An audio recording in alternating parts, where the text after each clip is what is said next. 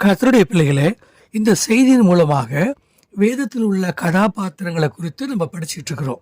நம்ம இன்னைக்கு நிஜமா இருக்கிற மனிதர்களோட பழகுற மாதிரி, வேதத்தில் இருக்கிற ஒவ்வொரு மனிதர்களோடையும் பரிசுத்தவான்களோடையும் நம்ம பழகி அதை நல்லா படித்து தியானித்து யோசிக்கும் பொழுது நமக்கு அதுலேருந்து நிறைய வேத சத்தியங்கள் நம்மளே உணர்வதற்கு ரொம்ப நல்லாயிருக்கும்.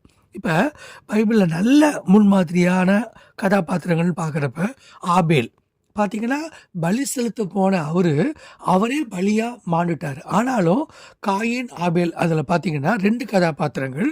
அதில் ஒன்று தப்பு, இன்னொன்று சரி.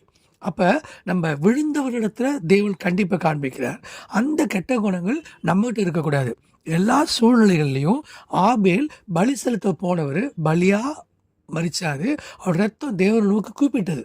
கர்த்தருடைய பிள்ளைகளை, இன்னைக்கும் நீங்களும் நானும் ஆபேல் செலுத்தின காணிக்கையை குறித்து கர்த்தரே சாட்சி கொடுத்தார். அவன் மரித்தும் இன்னும் பேசுகிறான் அப்படின்னு வார்த்தை இருக்குது. அப்பனா இன்னைய வரைக்கும் ஆபேல் பேசிக்கொண்டே இருக்கிறான் என்று வேதத்துல எபிரேயர் நம்ம படிக்கிறோம். மட்டுமல்ல, ஆபிரகாம் அப்பா சொன்னாருன்னு கேட்கறதுக்காக புள்ள ஈசாக்கு என்ன பண்ணாருன்னா, பலிபீடத்தில் படுப்பா, என்கிட்ட பலி பொருள் ஆடு இல்லை, நீ தான் படுன்னு சொன்ன உடனே பலிபீடத்தில் படுத்தாரு ஈசாக்கு. என்ன விதமான ஒரு நல்ல முன்மாதிரி பாருங்க. அதனால தான் அவர் 1 மடங்கு விதைச்சாரு, 100 மடங்கு அறுத்தாரு.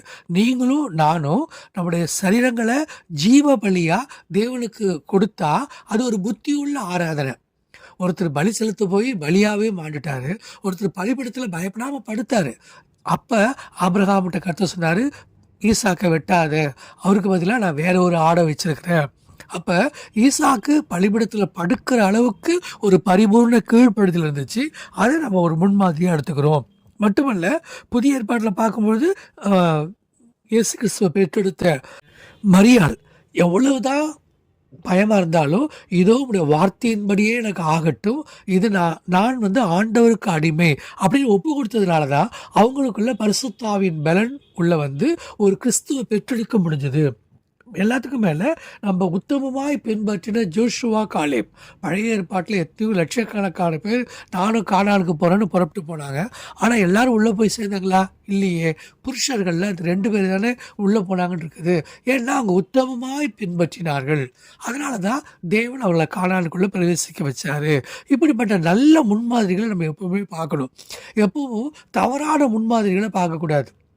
இன்றைக்கி கூட உலகத்தில் ஊழியங்களில் நிறைய மக்கள் அந்த சமூக வலைத்தளங்கள்லாம் பார்த்திங்கன்னா நிறைய பேர் ஒருத்தங்களை குற்றப்படுத்துறது, அப்புறம் குறை சொல்கிறதெல்லாம் இருக்கும். நம்ம குற்றப்படுத்துறது, குறை சொல்கிறதுலாம் நம்மள்ட்ட இப்போ ஒன்றும் முடியாது. நம்ம நிதானிச்சிக்கலாம், இது நல்லது, இது கெட்டது.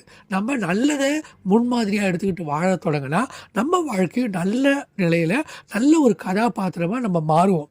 உலக மக்கள் சொல்லுவாங்க, உங்களை யாருங்க மாற்றுறது? கிறிஸ்துவுக்குள்ளே போனால் மதம் மாற்றிடுவாங்க. மதம் மாற்றலை, எங்கள் மனசை மாற்றுகிறவர் கர்த்தர், எங்கள் குணத்தை மாற்றுகிறவர் கர்த்தர், எங்களோட சுபாவத்தை மாற்றுகிறவர் கர்த்தர்.